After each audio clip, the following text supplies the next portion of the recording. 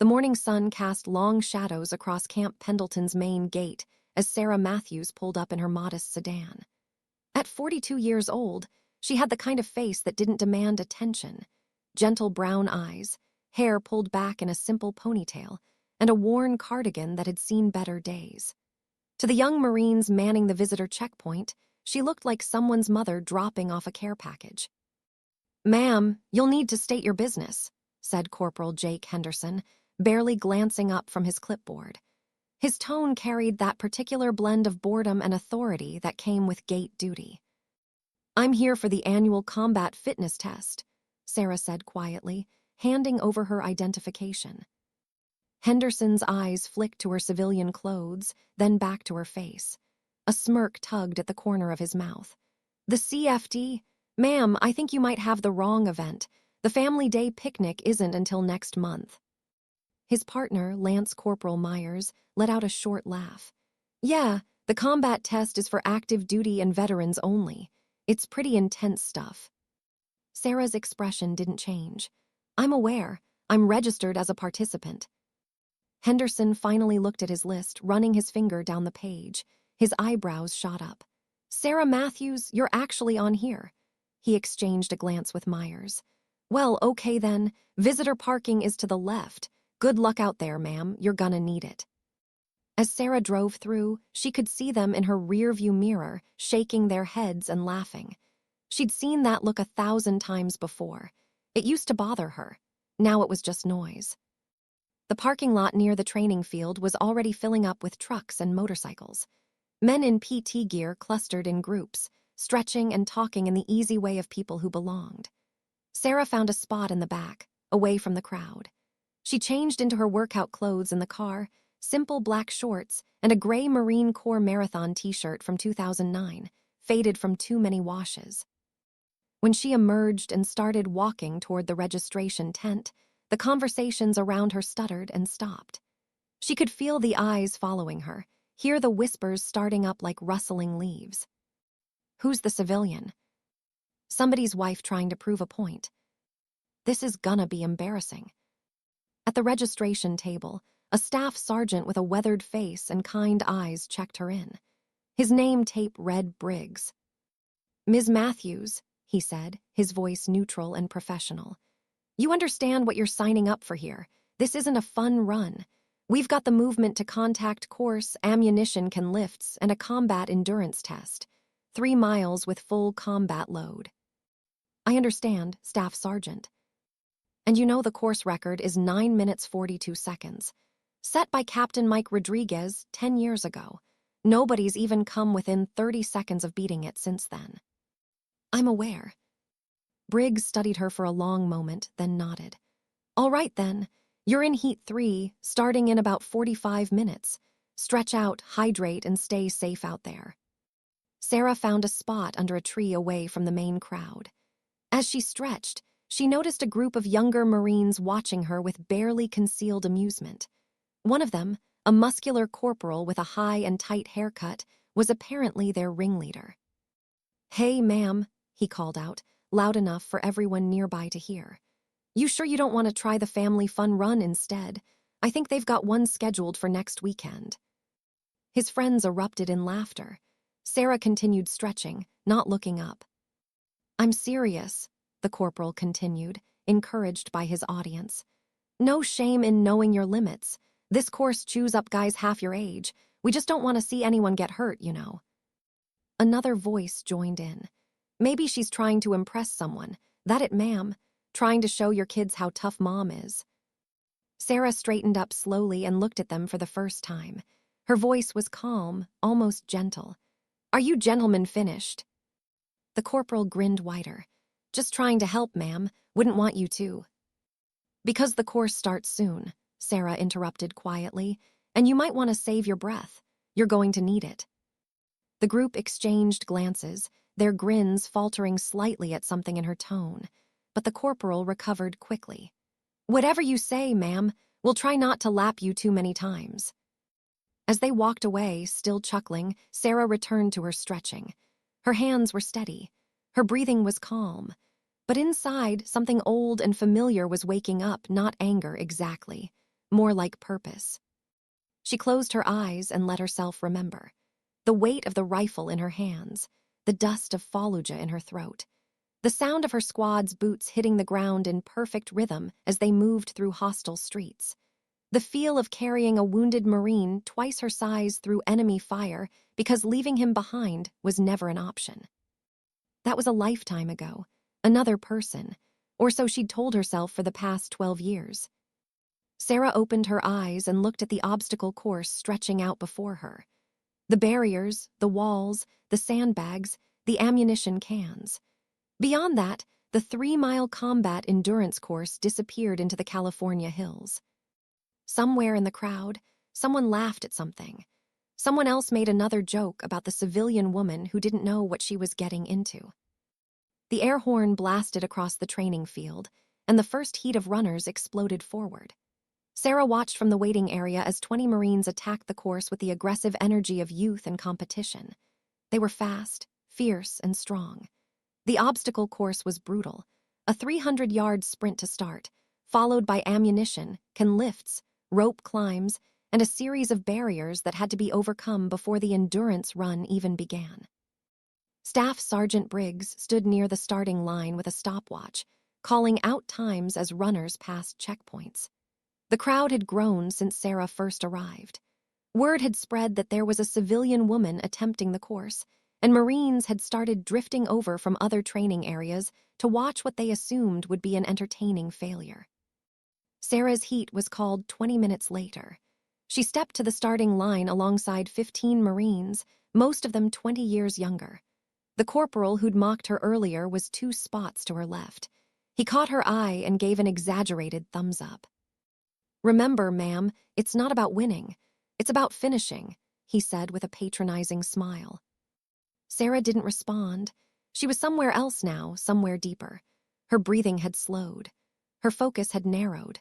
When she looked at the course ahead, she wasn't seeing California anymore. She was seeing every training run she'd ever done at Quantico, every combat patrol in Iraq, every moment when being slow meant being dead. "Runners ready," Briggs called out. Sarah settled into her starting stance, weight forward, hands loose. The air horn sounded. For the first 50 yards, Sarah stayed in the middle of the pack. The young Marines around her surged forward with explosive speed, their competitive instincts overriding strategy. Sarah's pace was different, controlled, efficient, economical. Every movement had purpose, no wasted energy. At the ammunition can station, runners had to execute 30 overhead lifts with a 30-pound can. Marines were grunting and straining around her. Sarah's form was perfect, core tight, movements smooth and rhythmic. She finished in the top 3 and moved to the rope climb. That's when people started to notice. "Who is that woman?" someone in the crowd asked. Sarah went up the 20-foot rope like she was pulling herself through water, smooth, fast, hand over hand, no wasted motion. She rang the bell at the top and descended in a controlled slide that left her palms barely reddened. "Holy shit," a captain muttered to his lieutenant. "Look at her technique." The corporal who'd been mocking her was starting to breathe hard. Sarah's breathing was still steady, controlled. She cleared the wall obstacles with practiced efficiency, using momentum and technique where the younger Marines used pure strength. Then came the sandbag carries, 2 50-pound bags that had to be carried 75 yards. This is where many participants started to break. The bags were awkward, shifting, designed to be difficult. Sarah picked them up like old friends. Her grip was sure. Her stride never faltered. She'd carried wounded Marines heavier than this through streets under enemy fire. She'd hauled ammunition and equipment through the desert heat until her vision blurred and her hands bled. These sandbags were just echoes of those days. As she set them down and turned toward the combat endurance course, she was in 3rd place overall. The crowd had gone quiet. The jokes had stopped. The 3-mile combat course was where legends were made or broken. Runners had to complete it while wearing a weighted vest simulating combat gear, 30 pounds for men, 25 for women. The path wound through hills, over obstacles, through trenches, and across rough terrain designed to replicate battlefield conditions. Sarah strapped on her vest and started running. This was where 12 years fell away completely. This was where Sarah Matthews, the quiet woman in the worn cardigan, disappeared. In her place was Sergeant Sarah Matthews, United States Marine Corps, 2nd Battalion, 5th Marines, veteran of 2 tours in Iraq, holder of a Bronze Star with Valor device that sat in a box in her closet because looking at it hurt too much. Her feet found the rhythm they'd learned in another lifetime. Her breathing fell into the pattern that had carried her through combat patrols. The weight on her back felt right in a way nothing had felt right in years. Mile 1 passed. She'd moved up to 2nd place. The runner in 1st was a young lieutenant with long legs and ambition. He was fast, but Sarah could see the tension in his shoulders, the slight irregularity in his stride. He was running at 95%. She was at 70. Mile 2. The hills were getting serious now. The lieutenant was slowing. Sarah's pace never changed. She'd learned long ago that endurance wasn't about speed. It was about refusing to quit when your body begged you to stop. It was about pushing through pain that made you want to cry. It was about thinking of your brothers and sisters in arms and knowing you couldn't let them down. She passed the lieutenant on a steep uphill climb. He tried to match her, pushing harder, but his breathing was ragged now. Sarah's was still controlled, deep and even. In through the nose, out through the mouth, just like the drills had taught her 15 years ago. Jesus Christ, she heard someone say through the radio chatter as she passed a checkpoint. Who is this woman? The final mile was the hardest. This is where the course designers had put every cruel obstacle they could imagine. Walls to climb, trenches to navigate, mud pits that sucked at your feet. This is where people gave up, where they decided that finishing was good enough, where they let the pain win. Sarah ran harder. The corporal who'd mocked her had fallen far behind, walking now, hands on his knees. The lieutenant was 100 yards back and fatting. Sarah was alone at the front, and she was accelerating. The finish line came into view. Staff Sergeant Briggs was standing there with his stopwatch, his expression one of complete shock. The crowd had swelled to over 100 people now, all watching in stunned silence as this unknown woman bore down on the end of the course. Sarah crossed the line and didn't stop running until she'd completed the full cool-down pattern, even though her lungs were burning and her legs were screaming. Only then did she slow to a walk, hands on her hips, breathing hard but controlled. Briggs looked at his stopwatch, looked at Sarah, looked at the stopwatch again. 9 minutes and 18 seconds, he said, his voice barely above a whisper. The crowd erupted. The crowd swarmed around Sarah, but she stood at the center of it like a stone in a river, still trying to catch her breath.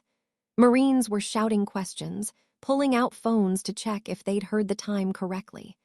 Staff Sergeant Briggs just stood there staring at his stopwatch as if it had betrayed him. 9:18, he repeated louder now.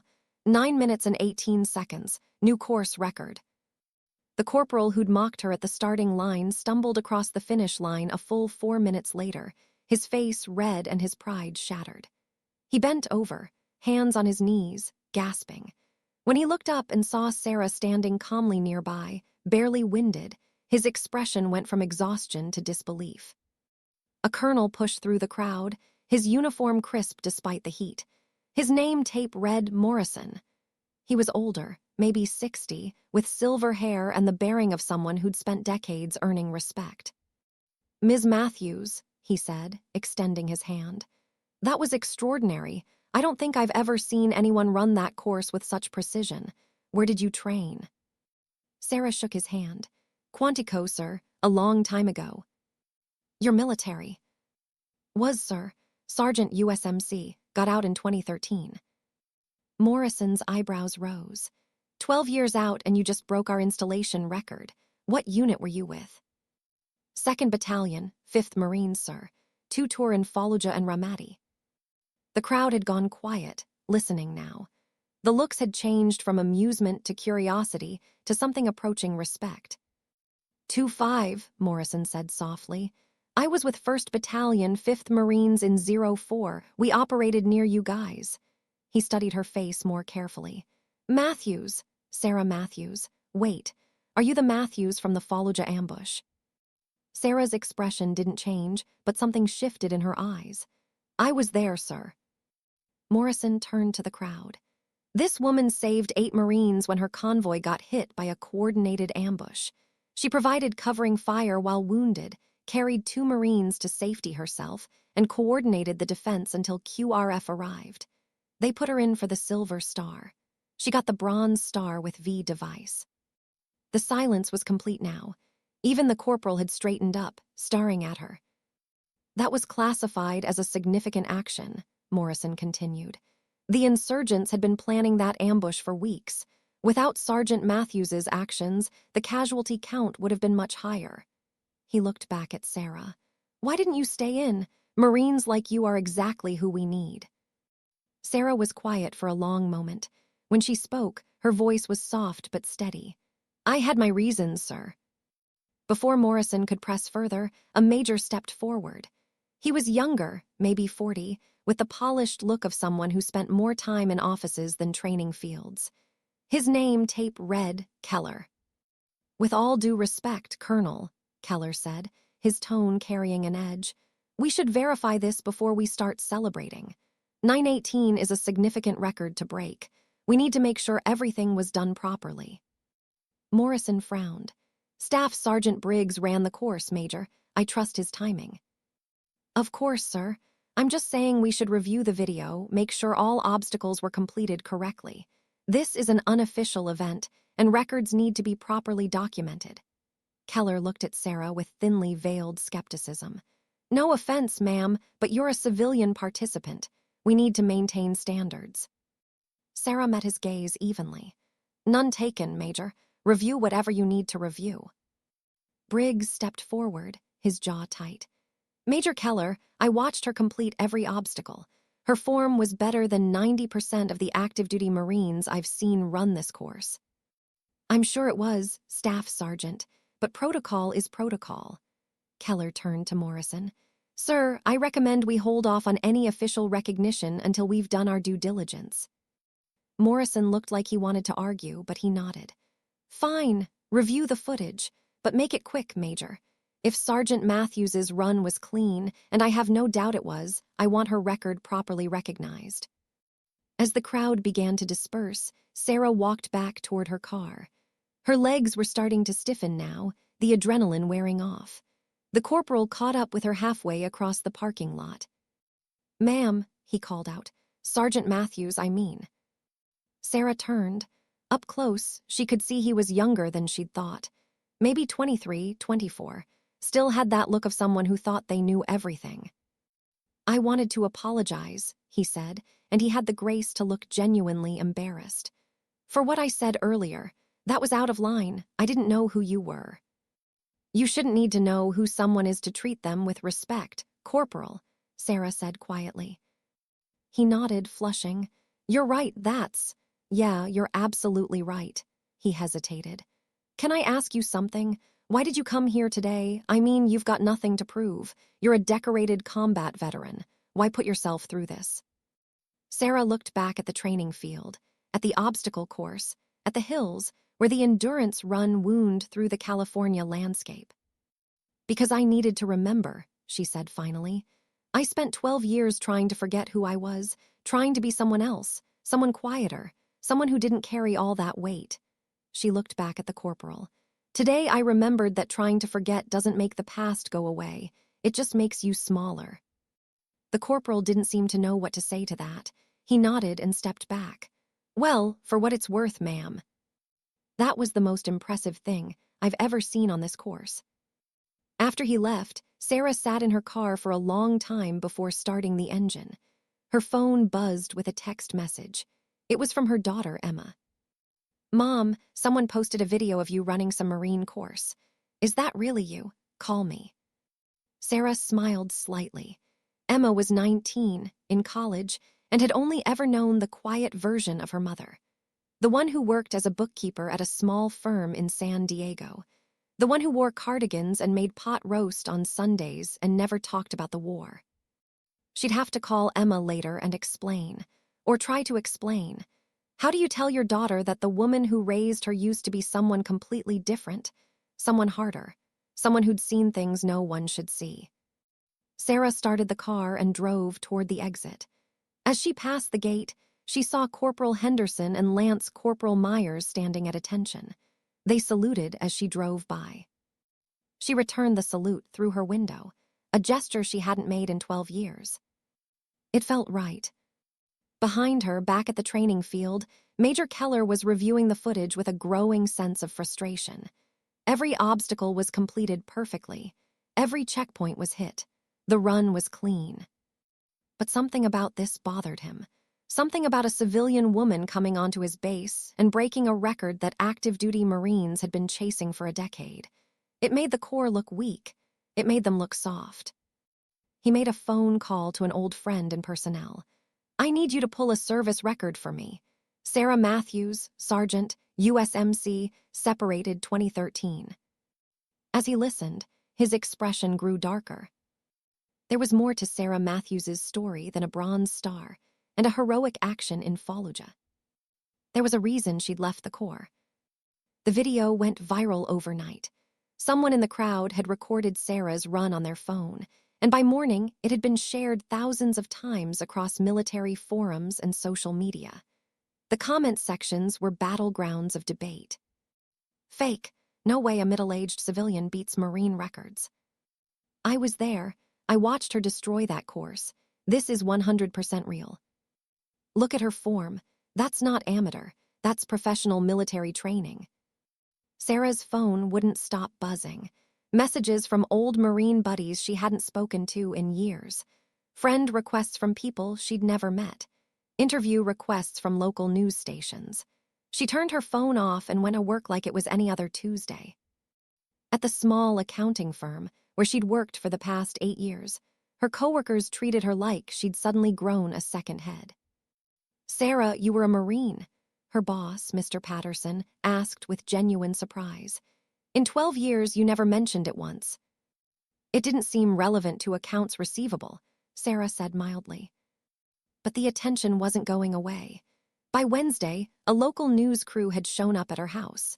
By Thursday, a reporter from the Marine Corps Times had tracked down her email. She ignored them all. Then, on Friday afternoon, she got a call from an unlisted number. Against her better judgment, she answered. "Sergeant Matthews, this is Colonel Morrison from Camp Pendleton. Do you have a moment?" "Yes, sir."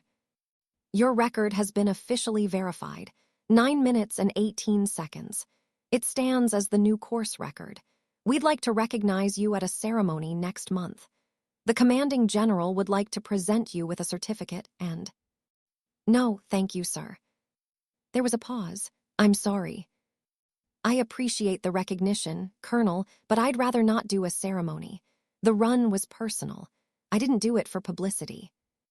Morrison's voice softened. "I understand, Sergeant, but there's another matter we need to discuss. It's come to my attention that there are some questions about your service record, specifically about the circumstances of your separation." Sarah's hand tightened on the phone. "What kind of questions?" "Major Keller has been asking around. He's trying to build a case that your record shouldn't count because you were discharged under less than honorable circumstances. Is there any truth to that?" "No, sir. I was honorably discharged." "That's what I told him. But he claims to have information that there was an investigation before you left. Something about an incident in 2012. Sarah closed her eyes. There it was, the thing she'd been running from for 12 years. "Sir, I'd prefer not to discuss this over the phone." "Understood. Can you come to my office tomorrow morning, 0900? "Yes, sir." That night, Sarah couldn't sleep. She lay in bed staring at the ceiling, remembering things she'd spent years trying to forget. Not the combat, not the ambushes or the firefights or the fear. Those were clean memories in their way, painful but honest. No, what haunted her were the other memories, the ones from after she came home from her second tour. The unit she'd been assigned to stateside, the master sergeant who'd taken an interest in her, the comments that started casual and grew more inappropriate, the times he'd find reasons to be alone with her, the night he'd cornered her in the supply room and made it clear that her next fitness report would depend on her cooperation. She'd reported him, filed a formal complaint through proper channels, done everything by the book. And then her life had become hell. Suddenly, her work performance was being questioned. Minor mistakes were blown up into major incidents. Her peers started avoiding her. Anonymous complaints were filed against her. The investigation into her harassment claim dragged on for months, while the investigation into her conduct issues moved at lightning speed. The master sergeant had friends, powerful friends, and Sarah, for all her combat decorations, was just a sergeant who'd made waves. In the end, she'd been given a choice. Accept a general discharge under honorable conditions and go quietly, or fight it and risk a court-martial that could end in a less-than-honorable discharge. She'd taken the honorable discharge, packed her things, left the corps she'd loved, and spent the next 12 years trying to convince herself she'd made the right choice. The next morning, Sarah drove to Camp Pendleton in the same worn cardigan she'd worn the previous week. But this time, when she entered Colonel Morrison's office, Major Keller was waiting there too. "Sergeant Matthews," Morrison said, gesturing to a chair. "Thank you for coming. I think we need to clear the air about some things." Keller leaned forward, a file folder in his hands. "Ms. Matthews, I've been reviewing your service record. You were decorated for valor in combat. Exemplary performance reviews for 4 years. Then suddenly, in 2012, multiple conduct violations. Insubordination, failure to follow orders, disruption of unit cohesion. You were investigated and separated. Why should we honor a record set by someone who left the Marine Corps under questionable circumstances?" Sarah looked at Morrison. "Sir, did you ask me here to defend myself or to understand what actually happened?" Morrison's expression was troubled. "Major Keller brought this information to me. I told him I wanted to hear your side before making any decisions." Sarah took a breath. 12 years of silence. 12 years of shame that wasn't hers to carry. 12 years of letting them win. "The master sergeant I reported for sexual harassment had been in the Corps for 22 years, she said quietly. "He had friends at every level of command. When I filed my complaint, those friends protected him. They turned the investigation around on me. Every mistake I'd ever made, every minor infraction, suddenly became proof that I was a problem Marine. They gave me a choice: leave quietly or have my name destroyed." Keller's expression hardened. "That's a serious accusation. Do you have proof?" "The investigation files are sealed. The master sergeant retired with full honors 6 months after I left. My harassment complaint was marked unsubstantiated." Sarah met his eyes. "But I know what happened, and I know I made the mistake of thinking the Corps would protect me if I did the right thing." Morrison was quiet for a long moment. "What was his name? The master sergeant?" "Sir, with respect, what difference does it make now? It's been 12 years. "His name, Sergeant." Sarah hesitated, then said it. "Master Sergeant Thomas Ridley." Morrison's face went pale. Keller's expression flickered with something, recognition, maybe, or concern. "Tom Ridley," Morrison said slowly. "He's a sergeant major now, stationed at Quantico." The room went very quiet. Finally, Keller spoke, his voice different now, less aggressive. "Sergeant Major Ridley has had 3 harassment complaints filed against him in the past 10 years. None of them went anywhere. He's well-connected." Sarah laughed.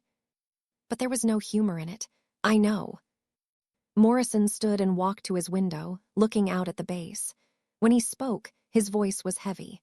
"Sergeant Matthews, I can't change what happened to you 12 years ago. I wish I could. But I can do something now." He turned back to face her. "Your record stands. Not just stands, it's going to be recognized officially, and I'm going to make sure every Marine on this base knows the story. Not just about the record, about all of it. Your combat service, your valor. And yes, what happened when you tried to do the right thing." "Sir, I don't want to be a poster child for." "This isn't about you anymore, Sergeant. It's about every Marine who's been in your position. Every person who did the right thing and got punished for it. Your silence protects people like Ridley. Your story might save the next Marine who finds themselves where you were." Sarah felt something crack open inside her chest. 12 years of carrying this alone. 12 years of believing she'd failed somehow. I'm reopening your case, Morrison continued. I'm going to request a review of your discharge status, and I'm going to make sure that Sergeant Major Ridley's conduct is investigated properly this time. I can't promise you justice, Sergeant Matthews, but I can promise you that I'll try. Sarah couldn't speak. She just nodded. Keller stood, extending his hand. I owe you an apology, Sergeant. I was wrong about you, about all of it. She shook his hand, and this time she saw respect in his eyes instead of skepticism. As she left the building, Sarah felt lighter somehow. The weight she'd been carrying for 12 years hadn't disappeared, but it had shifted. She wasn't carrying it alone anymore. Her phone buzzed. A text from Emma. Mom, I just read about what happened to you in the Marines. Why didn't you ever tell me? I'm so proud of you. Can we talk? Sarah smiled through the tears that had started to fall. It was time to stop running from her past. It was time to let the people who loved her see who she really was.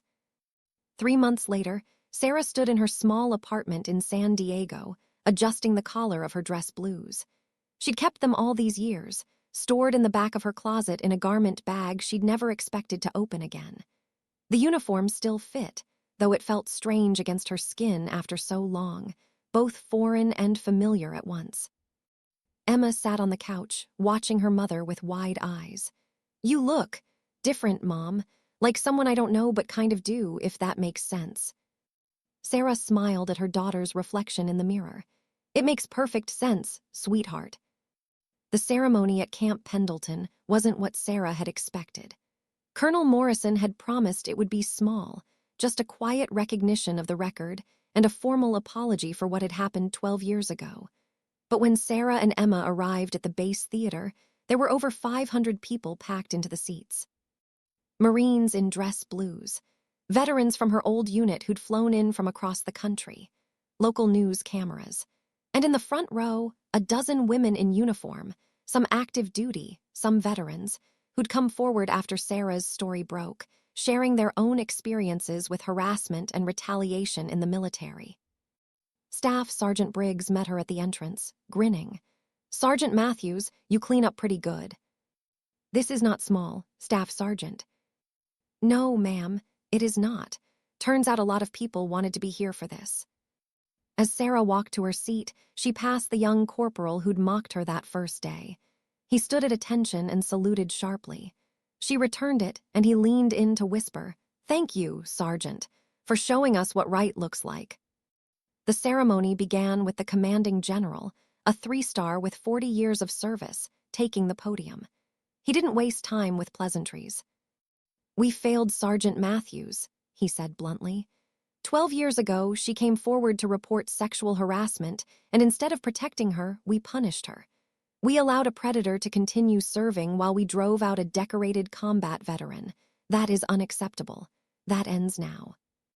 He announced that Sarah's discharge status was being upgraded to fully honorable with full benefits, that a formal investigation into Sergeant Major Ridley was underway, with 3 additional women having come forward with detailed complaints, that the Marine Corps was implementing new protocols for handling harassment claims, including third-party investigators and protections for whistleblowers.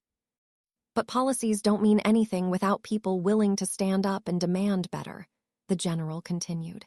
Sergeant Matthews did that 12 years ago, and she paid a terrible price for it. She did it again 3 months ago when she could have stayed silent and just accepted her record. Instead, she chose to tell her truth. Then Colonel Morrison called Sarah to the stage. Sergeant Sarah Matthews, he said formally, it is my honor to present you with a certificate recognizing your achievement as the new record holder for the Camp Pendleton Combat Fitness Test, with a time of 9 minutes and 18 seconds. The applause was thunderous, but Morrison wasn't finished. Additionally, after a thorough review of your service record and the circumstances of your original complaint, the Marine Corps has determined that your Bronze Star with Valor device should have been upgraded to a Silver Star. That upgrade has been approved, and it is my privilege to present it to you today. Sarah's vision blurred. The Silver Star they'd originally recommended before politics got in the way.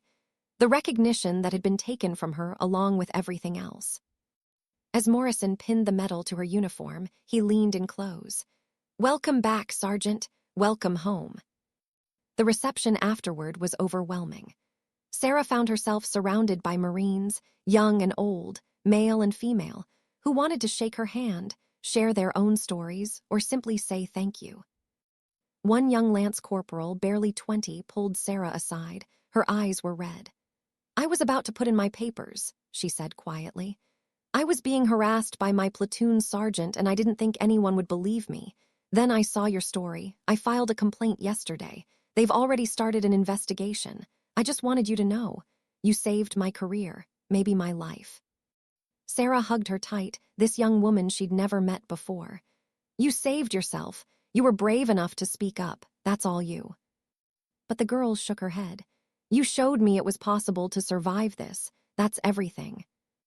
As the ceremony wound down, Sarah saw a familiar figure waiting by the exit. Master Sergeant, now Sergeant Major, Thomas Ridley stood in civilian clothes, his face tight with barely controlled anger. Emma noticed him too and grabbed her mother's arm. "Mom, is that?" "Stay here, sweetheart." Sarah walked over to the man who destroyed her military career. Up close, she could see he'd aged poorly. Stress lines etched deep, eyes hard and cold. "You happy now?" Ridley said, his voice low and venomous. "You've destroyed my career. 30 years of service gone because you couldn't take a joke." Sarah looked at him for a long moment. Once, this man had terrified her. His power over her career, his connections, his willingness to destroy her rather than face consequences, it had all seemed insurmountable. Now he just looked small, pathetic, a bully whose victims had finally found their voices. "I didn't destroy your career, Tom," Sarah said quietly. "You did that yourself. I just finally stopped protecting you from the consequences." Those women are liars. They're just jumping on the bandwagon, trying to get attention. 4 women, Tom. 4 separate complaints with specific dates, times, and details. And those are just the ones willing to come forward. How many others stayed silent because they saw what happened to me? Ridley's face flushed red. "You have no idea what you've done.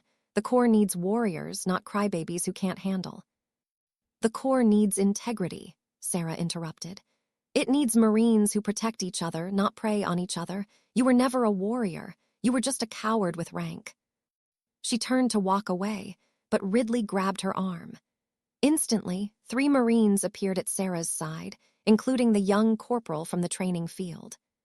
"Sir, I strongly suggest you remove your hand," the corporal said, his voice ice cold. Ridley let go, stepping back. Sarah saw it then, the fear in his eyes. The realization that his power was gone, that his friends in high places couldn't protect him anymore, that the women he'd terrorized were no longer silent. "They're going to court-martial you, aren't they?" Sarah said, reading his expression. "That's why you're here. You wanted to what? Intimidate me into recanting, make me back down." Ridley said nothing, but his silence was answer enough. Sarah leaned in close. "I'm going to testify, Tom. I'm going to tell them everything. And so are the other women you hurt. And when it's over, you're going to lose everything you should have lost 12 years ago, not because I'm vindictive, but because it's the right thing to do." She walked away and didn't look back. 6 months later, Sarah sat in her living room with Emma, watching the evening news. The anchor was reporting on the court-martial of former Sergeant Major Thomas Ridley, who'd been found guilty on multiple counts of sexual harassment, conduct unbecoming, and abuse of authority.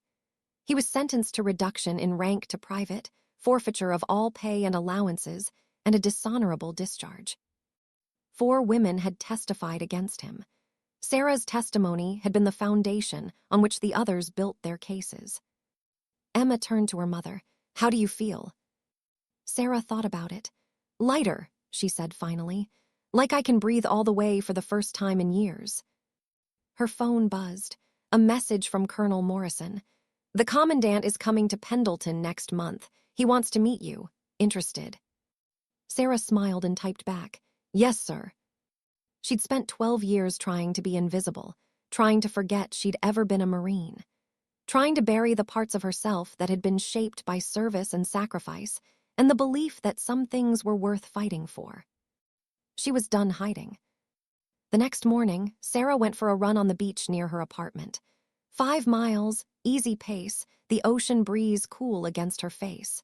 Halfway through, she passed another runner, a young woman in a faded marine PT shirt. The woman glanced over, did a double take, and slowed to match Sarah's pace.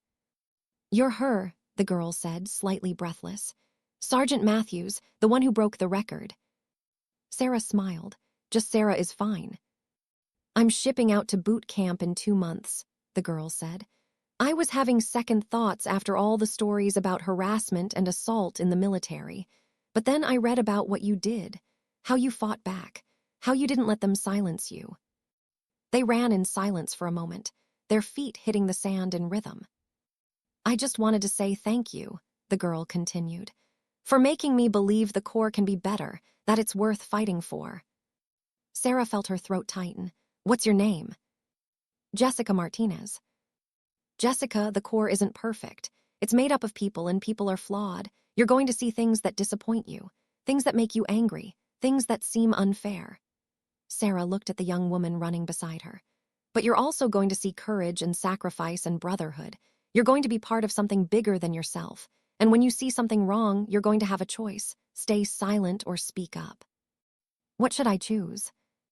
"The right thing is rarely the easy thing, but it's always worth doing." Jessica nodded seriously. Then she grinned. "Can I ask you something? Is it true you did the combat course in 918 while making it look easy?" Sarah laughed. "It wasn't easy, it hurt like hell, but pain is temporary. And pride is forever." Something like that. They ran together for another mile before Jessica turned back toward town. Sarah continued alone, her pace steady, her breathing even, her mind clear. She thought about the young corporal who'd mocked her and then saluted her. About the Lance corporal who'd found the courage to report her harasser. About Jessica Martinez, who was about to begin her own journey in the Corps. She thought about all the women and men who'd sent her messages over the past months, who'd shared their stories of harassment, retaliation, and survival, who'd thanked her for speaking up when they couldn't. This was why she'd run that course, not to prove anything to the Marines who'd mocked her, not even to break a record. She'd done it to prove something to herself, that the woman she'd been, strong, capable, unwilling to quit, was still there under all the years of silence and shame. That trying to forget who you were didn't work. That healing meant accepting your past, claiming your story, and refusing to let other people's wrongs define you.